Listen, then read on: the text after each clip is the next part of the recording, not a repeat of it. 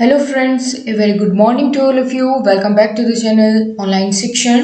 मैं हूं आपके साथ अंजलि बालियान और आप सभी साथियों का स्वागत करती हूं। दोस्तों, आज हमारी पर्यावरण अध्ययन विषय की ये 14th क्लास है। इससे पहले 13 क्लासेस में हम बहुत सारे टॉपिक्स कवर कर चुके हैं।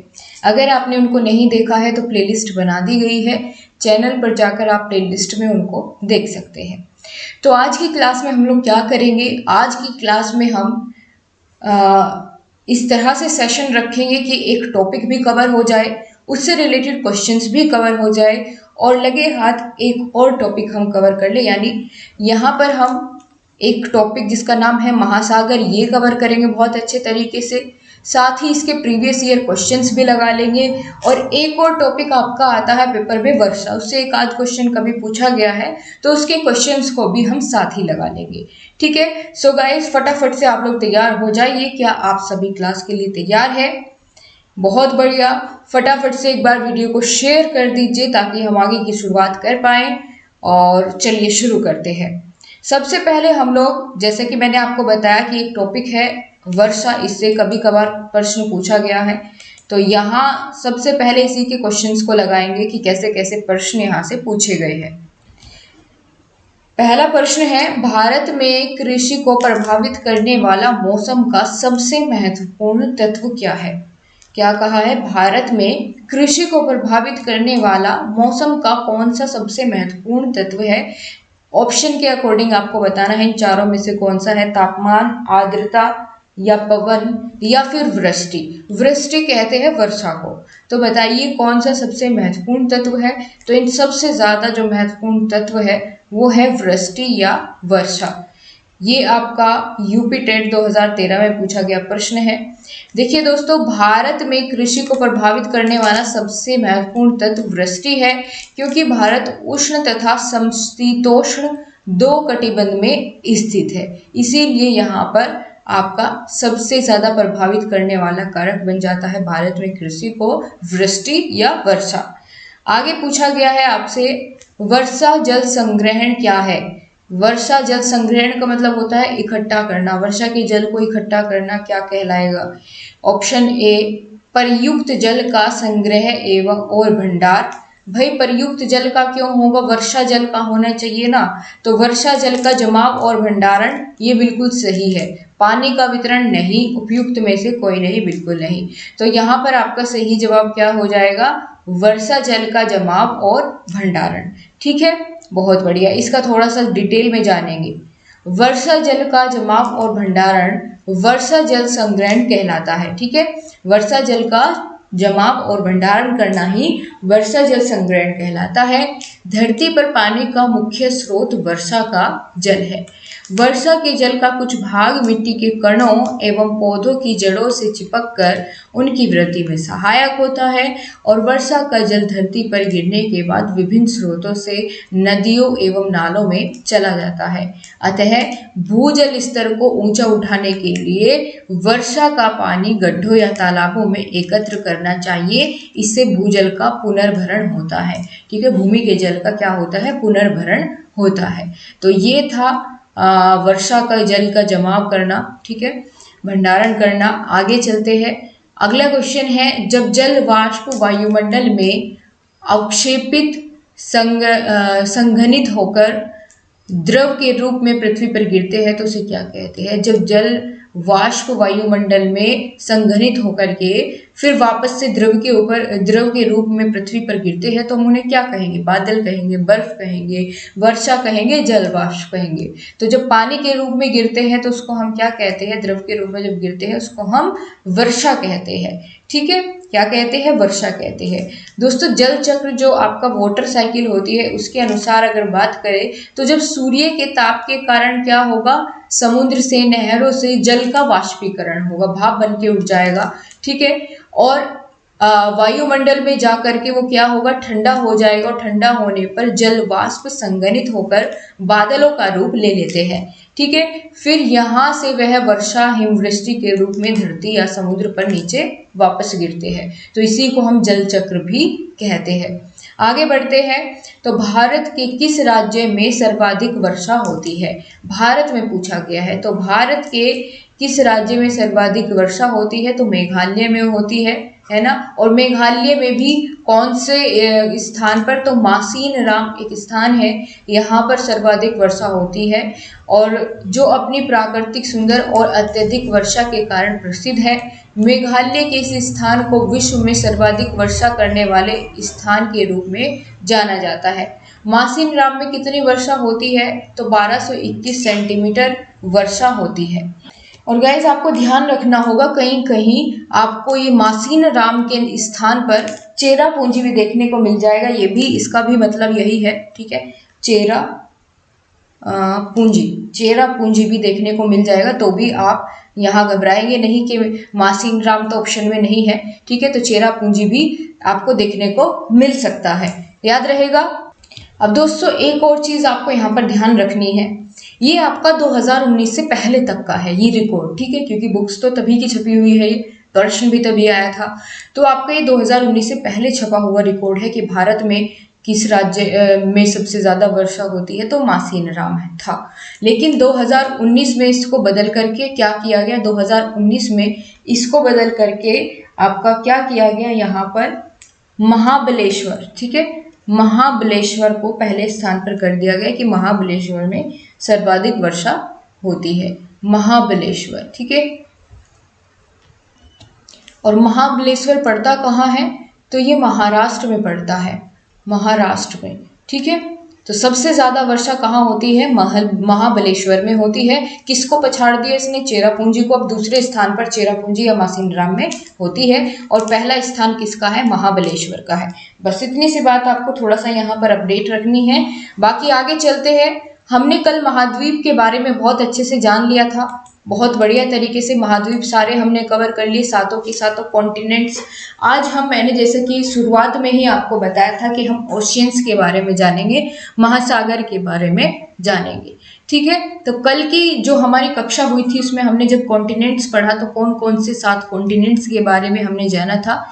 Asia, Africa, Australia, Antarctica, Europe, north America और साउथ अमेरिका। इन सभी को हम बहुत अच्छे से पढ़ चुके हैं। तो आज बारी आती है ओशियंस के बारे में जानने की। क्या होते हैं ओशियंस, ठीक है, और कौन कौन से ओशियन है, कितने हैं? तो 5 होते हैं। कौन कौन से? Atlantic, Arctic, Indian ocean, Pacific ocean और साउदर्न ओशियन। इसको ट्रिक से याद रखना भी आपको बताऊंगी मैं कैसे याद रखे ट्रिक से इन सभी नामों को भी। तो सबसे पहले तो हम यही जान लेते हैं कि महासागर होता क्या है, ठीक है। बिल्कुल भाई, सबसे बड़े जलीय स्थल को ही महासागर कहेंगे। और महासागर पर पृथ्वी के लगभग 71% भाग पर फैले हुए हैं। जो हमारी पृथ्वी है उसके लगभग 71% भाग पर क्या है? सिर्फ महासागर फैले हुए हैं, ठीक है। विश्व के महासागरों एवं सागरों का क्षेत्रफल, सागर भी अगर इसमें मिला दे, सागर हम कल की क्लास में कवर करेंगे, आपके पेपर में पूछे जाते हैं, लाल सागर, भूमध्य सागर, तो ये हम कल की कक्षा में देखेंगे। पहले आज सिर्फ और सिर्फ महासागर के बारे में जानेंगे और फिर इसके क्वेश्चंस, ठीक है। तो क्या बताया गया है? विश्व के महासागर एवं सागरों का क्षेत्रफल 367 मिलियन वर्ग किलोमीटर है, जो मंगल ग्रह के क्षेत्रफल का 2 गुना और चांद्र के क्षेत्रफल का 9 गुना है।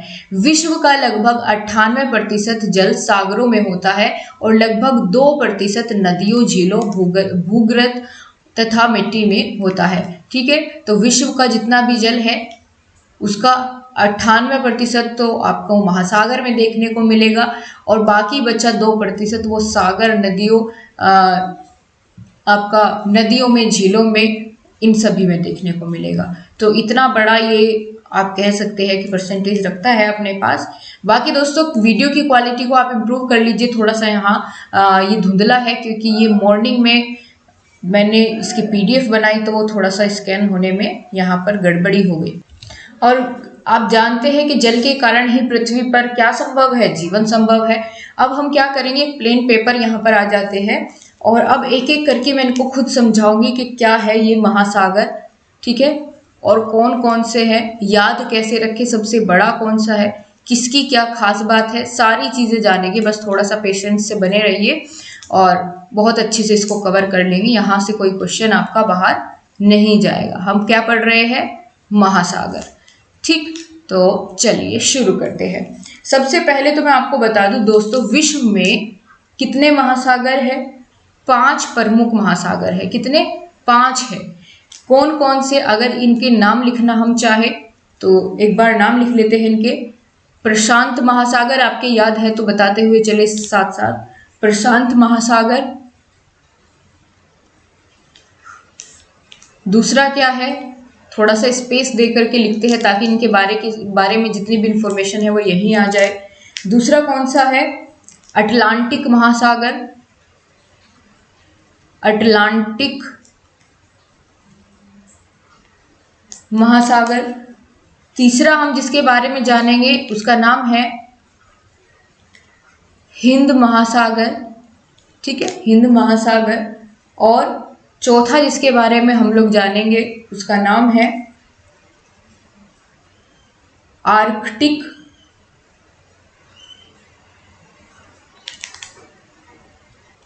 नहीं, पहले यहाँ हम दक्षिण महासागर दक्षिण महासागर लिखेंगे। ठीक है, क्योंकि इसके पीछे भी रीजन है इसको सीरीज में लिखने का। तो दक्षिण महासागर। और फिर सबसे लास्ट में 5वां जो हमारा बच जाता है, 5वां मैंने आपको क्या नाम बताया? आर्कटिक महासागर। ठीक है, आर्कटिक महासागर। तो चलिए, अब दोस्तों मैंने ये ऐसे क्यों लिखा आपको पता होना चाहिए। विश्व के पांचों महासागर को याद रखने की एक ट्रिक है जिसको हम क्या कहते हैं? पैसा। पैसे की स्पेलिंग क्या होती है? PAISA। पैसा हो गया। P से क्या बनेगा? प्रशांत महासागर। A से क्या बनेगा? अटलांटिक। I से क्या बनेगा? जल्दी से बताइए। इंडियन ओशियन यानी हिंद महासागर। S से क्या बनेगा? आपका दक्षिण महासागर या साउथ ओशियन। और A से आपका क्या बनेगा? आर्कटिक महासागर। इस प्रकार से ये इनकी 5 से आप याद रख सकते हैं। P से क्या? प्रशांत महासागर। A से आपका बनेगा आर्कटिक। ठीक है, आर्कटिक महासागर या अटलांटिक महासागर। I से क्या बनेगा? इंडियन ओशियन या हिंद महासागर। S से साउथर्न ओशियन या दक्षिणी महासागर। और A से क्या बनेगा आपका? अटलांटिक महासागर। ठीक है, अब हमें इसमें याद क्या रखना है, इनके बारे में क्या क्या बातें जाननी है जो जरूरी है उसके बारे में बातचीत कर लेते हैं फटाफट से। तो अब हम बात करेंगे यहाँ सबसे पहले प्रशांत महासागर की प्रमुख क्या क्या है। विश्व का सबसे बड़ा और सबसे गहरा महासागर। ठीक है, विश्व का सबसे बड़ा और सबसे गहरा महासागर कौन सा है? प्रशांत महासागर है। पूछा जा चुका है आपके पेपर में कि विश्व का सबसे बड़ा महासागर कौन सा है, आप क्या बताएंगे? प्रशांत महासागर है। ठीक है, इसी के साथ आपको क्या याद रखना है कि विश्व के लगभग 75% से अधिक जो सक्रिय ज्वालामुखी है वो इसी में स्थित है। सक्रिय ज्वालामुखी इसी आपके महासागर में स्थित है।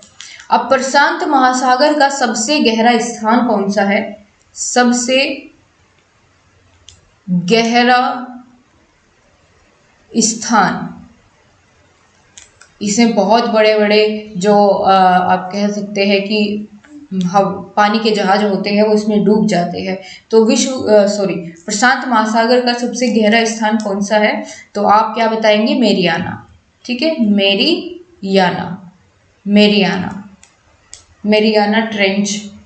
ठीक है, ट्रेंच, मेरियाना ट्रेंच, ये क्या है? सबसे गहरा स्थान है। ठीक है, इसको चैलेंजर ट्रेंच के नाम से भी जानते हैं। और इसी के साथ जैसे कि मैंने आपको बताया कि जो कोरल रीफ है वो इसी में स्थित है। कोरल रीफ, ठीक है, कोरल रीफ यानी परवाल भित्ति या परवालों की चट्टान, जो मैंने जिसके बारे में कल भी थोड़ी सी बातचीत की थी। ठीक है, तो ये भी यहीं स्थित है। बाकी ये इसके बारे में प्रमुख बातें थी। तो प्रशांत महासागर से इतने ही क्वेश्चन आपके पेपर में आ सकते हैं। इन्हीं को थोड़ा सा आप ध्यान से समझे। सबसे बड़ा और सबसे गहरा महासागर प्रशांत महासागर, लगभग 75% से भी अधिक सक्रिय ज्वालामुखी इसी पर स्थित है। इसका सबसे गहरा स्थान मैरियाना ट्रेंच है, ये बिल्कुल आपको याद रखना है। अब आगे बात करते हैं अटलांटिक महासागर की। ठीक है, कौन सी बात करेंगे? अटलांटिक महासागर की। इसको दोस्तों अंध महासागर के नाम से भी जाने जाता है। ठीक है, अंध महासागर भी इसको कहते हैं। और ये आपके पेपर में ये पूछा जा चुका है कि अंध महासागर किसे कहते हैं, तो आप क्या बताएंगे? अटलांटिक महासागर का अन्य नाम क्या है? अंध महासागर भी है। और अगर बात करें कौन से नंबर पर आता है, ये तो क्षेत्रफल की दृष्टि से दूसरा सबसे बड़ा, ठीक है, दृष्टि से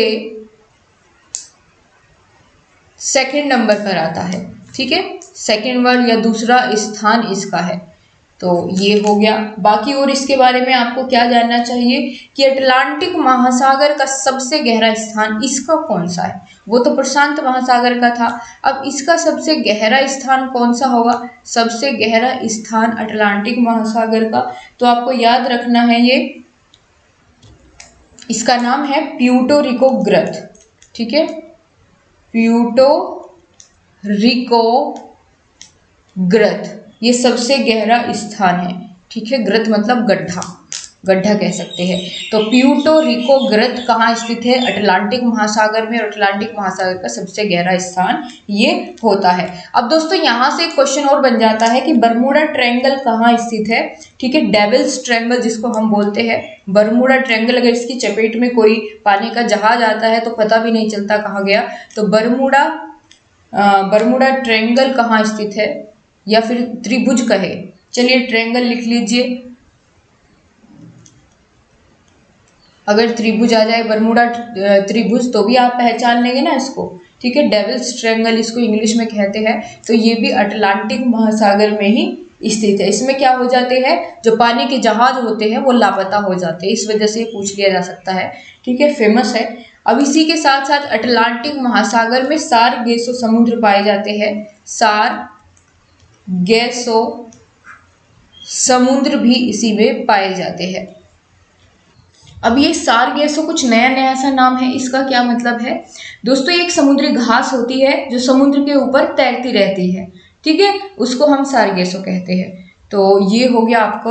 अब आगे चलते हैं, दोनों हमने बहुत अच्छे से देख लिए। अब तीसरा आता है हिंद महासागर। हिंद महासागर ये आपका अगर बात करें क्षेत्रफल की दृष्टि से तो ये तीसरे स्थान पर आता है। ठीक है, तीसरे स्थान पर आता है क्षेत्रफल की दृष्टि से। इसी के साथ एशिया, अफ्रीका और पश्चिम ऑस्ट्रेलिया के बीच में स्थित है। किस किस के? ऑस्ट्रेलिया,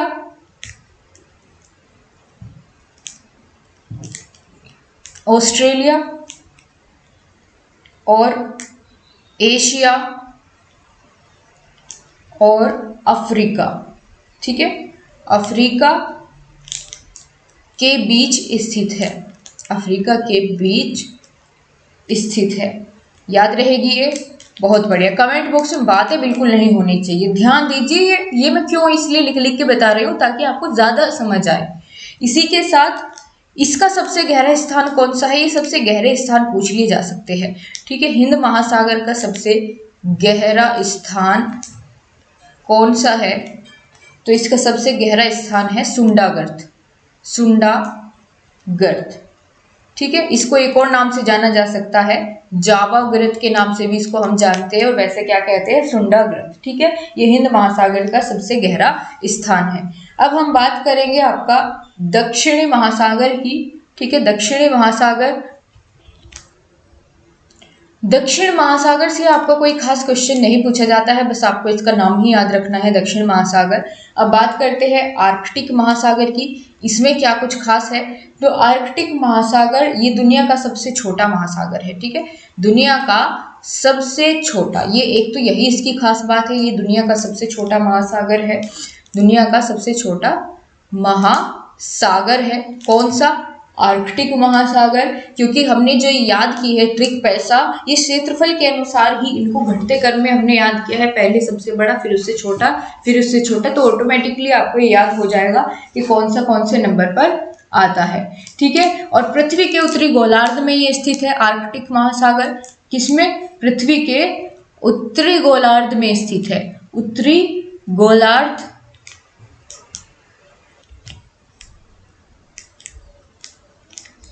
में स्थित है। ठीक है, इसी के साथ इसको एक और अन्य नाम से जानते हैं, अटलांटिक महासागर को।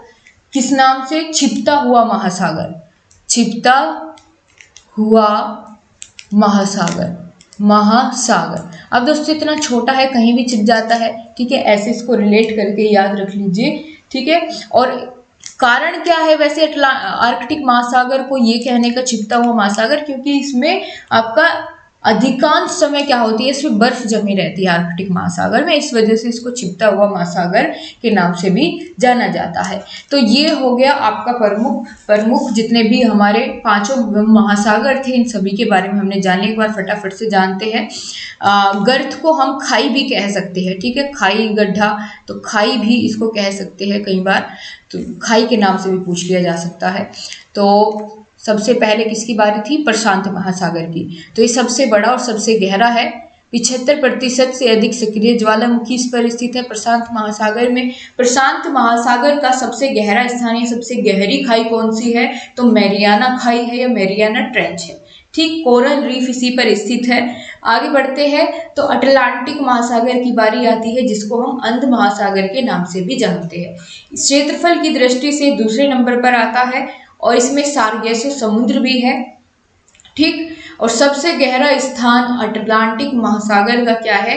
प्यूर्टो गर्त है। और साथ ही इसमें बरमूडा ट्रायंगल भी पाया जाता है, बरमूडा ट्रायंगल भी इसमें पाया जाता है। हिंद महासागर की बात करें तो तीसरे स्थान पर आता है, ऑस्ट्रेलिया, एशिया, अफ्रीका के बीच में स्थित है। और हिंद महासागर का सबसे गहरा स्थान क्या है? सुंडा गर्त है। इसके बाद बारी आती है दक्षिण महासागर की और फिर आर्कटिक महासागर की। आर्कटिक महासागर को हम छिपता हुआ महासागर के नाम से जानते हैं। ये सबसे छोटा महासागर है और उत्तरी गोलार्ध में स्थित है। बस ये आपको इसके बारे में जानना था। अब क्वेश्चन शुरुआत करते हैं, यहाँ से कैसे कैसे क्वेश्चन पूछे गए हैं। सबसे पहले आपके सामने इससे संबंधित एक प्रश्न है, ये आप देख पाएंगे यहाँ। ये तो महाद्वीप का है कि जनसंख्या के आकार के अनुसार बृहत्तम महाद्वीप कौन सा है। अभी हमने महासागर पढ़े, जो कल की क्लास में महाद्वीप जाने थे, उसी से क्वेश्चन है। तो बताइए पहले नंबर पर कौन आता है? आपका यूपी टेट 2019 में पूछा गया प्रश्न है, यूपी टेट 2019 में। ठीक है, पिछले यूपी टेट में ही पूछा गया प्रश्न है। जल्दी से आंसर करिए, ये तो पढ़ा चुकी हूँ मैं बहुत अच्छे तरीके से। तो क्या हो जाएगा इसका सही जवाब? एशिया था जनसंख्या की दृष्टि से सबसे बड़ा। ठीक है, और क्षेत्रफल की दृष्टि से कौन सा महाद्वीप था सबसे पहले नंबर पर? तो वो भी बता दीजिए मुझे। बहुत बढ़िया। ठीक है, और भारत कौन से महाद्वीप में स्थित है? ये भी बताएगा कोई, भारत कौन से महाद्वीप में स्थित है? तो ये भी एशिया में स्थित है। अब चलते हैं आगे के प्रश्नों पर। तो यहाँ आपसे पूछा गया है लगभग 71% पृथ्वी का तल ढका हुआ है किससे? भूमि से, हवा से, कोयले से या जल से? यूटेट 2011 में पूछा गया ये प्रश्न है। तो अभी मैंने आपको थोड़ी देर पहले बताया था कि लगभग 70-71% भूभाग पर क्या है? जल से ढका हुआ है, जल है। ठीक है, बिल्कुल। और 29% भाग केवल स्थल है, बाकी 71% भाग जो है वो महासागर और बाकी सभी सागर के जल के द्वारा ढका हुआ है। महासागर पृथ्वी पृष्ठ के अधिकांश जगह आवृत किया है जो है लगभग कितना प्रतिशत? ठीक है, कितने प्रतिशत भाग पर आप कह सकते हैं कि महासागर है? तो जैसा कि हमने यहाँ देखा कि ये इसके तिहाई भाग पर 100 में से लगभग 70-71% स्थान पर तो क्या है? जल है। और वही यहाँ पूछा गया है कि महासागर ने कितना हिस्सा ढका हुआ है, कितना पृष्ठ ढका हुआ है? तो वो 3/4 है। ठीक है, 4 में से 3 हिस्से किससे ढके हुए हैं? महासागर के जल से ढके हुए हैं। तो इसी के साथ इसका ऑप्शन नंबर ए सही हो जाएगा। ठीक है, आगे चलते हैं। समुद्र का कितने प्रतिशत जल पीने योग्य होता है? ये अच्छा प्रश्न है और ये आपका पूछा गया है आपके पंजाब टेट में। तो समुद्र का कितने प्रतिशत जल पीने योग्य होता है? तो आपका 0.065%, ये याद रखिएगा, 0.0 65% जो है समुद्र का जल पीने योग्य होता है। आगे बात करें, निम्नलिखित में से कौन सा महासागर ऑस्ट्रेलिया के पश्चिम और अफ्रीका के पूर्व में स्थित है? बताइए, ऑस्ट्रेलिया के पश्चिम और अफ्रीका के पूर्व में स्थित है। तो एक ही महासागर जब हम पढ़ रहे थे उसके बारे में तभी हमने जाना था कि ये दक्षिण एशिया, अफ्रीका और पश्चिमी ऑस्ट्रेलिया के बीच स्थित है ना। तो वही प्रश्न यहाँ से आपसे पूछ लिया गया है। तो कौन सा महासागर था वो? हिंद महासागर के बारे में पढ़ते हुए हमने ये इस बारे में जिक्र किया था। हरियाणा टेट में पूछा गया प्रश्न है, विश्व की सबसे गहरी समुद्री खाई कौन सी है? विश्व की सबसे गहरी समुद्री खाई कौन सी है? तो सबसे गहरा महासागर मैंने आपको बताया था प्रशांत महासागर, और प्रशांत महासागर की खाई ही विश्व की सबसे बड़ी खाई होगी या नहीं? जब सबसे गहरा महासागर प्रशांत महासागर है तो उसमें पाई जाने वाली जो खाई है, ट्रेंच है, वो भी तो सबसे गहरी होगी। तो बताइए इनमें से कौन सी ऐसी खाई है जो आपने प्रशांत महासागर जब हम जान रहे थे तो उसके दौरान आपने पढ़ी थी? सीन की खाई, अरब खाई, या मरीना की खाई, या सिज्म की खाई? तो ऑप्शन बी बिल्कुल सही है, मरीना या मेरियाना खाई जिसको हम कहते हैं। ठीक है, विश्व की सबसे गहरी समुद्री खाई है और कौन से महासागर में स्थित है? तो ये आपकी प्रशांत महासागर में स्थित है। आगे बात करते हैं, सबसे बड़े और सबसे गहरे महासागर का क्या नाम है? सबसे बड़े और सबसे गहरे महासागर का नाम बताइए। आर्कटिक महासागर, प्रशांत महासागर, अटलांटिक महासागर या हिंद महासागर? जल्दी से बता दीजिए अब क्या होगा सही जवाब। एकदम बढ़िया, ऑप्शन नंबर बी प्रशांत महासागर आपने एकदम सही बताया। ये विश्व का सबसे बड़ा और सबसे गहरा क्या है? महासागर है। और इसी के साथ अगर बात करें तो इसका सबसे गहरा स्थान अभी हमने जाना, सबसे गहरी खाई इस पे कौन सी है? मेरियाना ट्रेंच है। ठीक है, कोरल रीफ भी इसके ऊपर बनी हुई है। अब इसके बारे में और हमें क्या जानना है, तो उससे पहले एक छोटा सा और क्वेश्चन मैं आपको दिखाना चाहूंगी। ये आप देख रहे हैं यहाँ क्वेश्चन नंबर 75। निम्नलिखित में से कौन सा सागर यूरोप को अफ्रीका से अलग करता है? ये मैंने क्यों दिखाया? सागर से संबंधित क्वेश्चन है। हमने क्या पढ़ा? महासागर। सागर वाला टॉपिक हम कल कवर करेंगे, लेकिन इसके क्वेश्चन हम अभी कर लेते हैं जब इसके साथ ही दिए गए हैं, तो हम यही कवर कर लेंगे। बाकी कल इसको मैं बहुत अच्छे से समझाऊंगी सागर वाले टॉपिक को। ठीक है, तो क्या पूछा गया है इस प्रश्न में, निम्न में से कौन सा सागर यूरोप को अफ्रीका से अलग करता है? लाल सागर, काला सागर, अरब सागर या भूमध्य सागर? 2016 में पूछा गया प्रश्न है उत्तर प्रदेश स्टेट में ही। तो इसका सही जवाब क्या हो जाएगा? भूमध्य सागर। ठीक है, ये किस किस को अलग करता है? यूरोप को अफ्रीका से अलग करता है। अगला क्वेश्चन देखेंगे, इसी से संबंधित, सागर से संबंधित ही एक और प्रश्न बना है, लेकिन ये सीटेट में पूछा गया है कि मृत सागर क्या है? ऐसा सागर जिसका पानी जहरीला हो, या ऐसा सागर जो सभी महासागरों व सागरों से ज्यादा नमकीन हो? तो यही इसका सही जवाब है, जिसका पानी सबसे ज्यादा नमकीन हो उसको ही मृत सागर कहते हैं। ठीक है, इसके बाद महासागरों में निम्न में से कौन सा लवण सर्वाधिक पाया जाता है? महासागर के जल में सबसे ज्यादा कौन सा लवण इनमें से पाया जाएगा, ये पूछा गया है। और ये अच्छा क्वेश्चन है आपका, पहले भी पूछा जा चुका है यूपी टेट 2016 में। तो महासागरों में सबसे ज्यादा कौन सा लवण मिलेगा? तो सोडियम क्लोराइड मिलेगा। ठीक है, सोडियम क्लोराइड NaCl, ये इसमें पाया जाता है सबसे ज्यादा लवण, नमक। ठीक है, तो ये आपका कवर हो जाता है। इसके बाद अगर बात करें तो इसके बाद आपके वही क्वेश्चन है जो मैं आपको कवर अभी कराए हैं महासागर से संबंधित। बाकी ये कुछ परीक्षा की दृष्टि से महत्वपूर्ण पॉइंट्स दिए गई है जिनके बारे में हम जान भी चुके हैं, लेकिन एक बार फिर से यहाँ रिवीजन आपका हो जाएगा कि विश्व का सबसे बड़ा महासागर कौन सा है? प्रशांत महासागर। विश्व का सबसे छोटा महासागर आर्कटिक महासागर। कौन सा है? आर्कटिक महासागर। इसको छिपता हुआ महासागर का नाम भी हमने दिया। सबसे लवणीय सागर कौन सा है? मृत सागर है। मृत सागर के बारे में कल सीखेंगे। सुंडा ट्रेंच, जावा ट्रेंच पाया जाता है किस पर? हिंद महासागर पर। ठीक है, हिंद महासागर का सबसे गहरा खाई या गहरा स्थान कौन सा है? सुंडा ट्रेंच या जावा ट्रेंच है। इसी के साथ बरमूडा त्रिभुज या बरमूडा ट्रायंगल कौन से महासागर पर पाया जाता है? उत्तरी अटलांटिक महासागर पर पाया जाता है। ठीक है, अटलांटिक महासागर पर पाया जाता है बरमूडा ट्रायंगल। आगे बात करें यूरोप को अफ्रीका से कौन सा सागर अलग करता है, तो भूमध्य सागर अलग करता है। ये यूपी टेट 2016 पूछा गया है, अभी हमने क्वेश्चन भी देखा। आगे चलते हैं, आगे दिया गया है दोस्तों आपको प्रशांत महासागर की जलधाराएं। ये थोड़ा सा समझने के लिए है सिर्फ कि अलास्का की जलधारा प्रशांत महासागर में कौन सी तो गर्म जलधाराएं हैं और कौन सी है ठंडी जलधाराएं। ठीक है, तो ये एक बार आप देख लीजिए कि गर्म जलधारा में कौन कौन सी आएगी। उत्तर विषुवत रेखीय जलधारा, क्यूरोसियो जापान की जलधारा, अलास्का की जलधारा, एल नीनो जलधारा, यूशिमा की जलधारा और पूर्वी ऑस्ट्रेलिया की जलधारा। ये सभी कौन सी है, गर्म जलधाराएं हैं। ठीक है, ठंडी जलधारा कौन कौन सी है, क्यूराइल और कैलिफोर्निया की जलधारा और पेरू की जलधारा। क्वेश्चन तो आपका इससे संबंधित जलधाराओं से संबंधित अभी तक नहीं देखा गया है, लेकिन आप इसको एक बार नजर में निकाले रहेंगे तो ऐसा होगा कि कुछ भी आपका बचेगा नहीं। ठीक है, और बिल्कुल ये आप एक बार देख लीजिएगा बहुत अच्छे से। इसी के साथ अटलांटिक महासागर की जलधाराएं भी दी गई है, कौन कौन सी गर्म है और कौन सी ठंडी है। तो गल्फ स्ट्रीम जलधारा, स्ट्रीम से समझ जाइए कि गर्म होगी, कुछ इसकी रिलेट कर लीजिए ट्रिक की हेल्प से। फ्लोरिडा की जलधारा गर्म है। इसी के साथ दक्षिण विषुवतीय रेखा जलधारा गर्म है। एक तो ये याद रखिए विषुवत जिस वाली जलधारा में आ जाएगा वो गर्म ही मिलेगी। ठीक है, और ब्राजील जलधारा ये भी गर्म जलधारा है।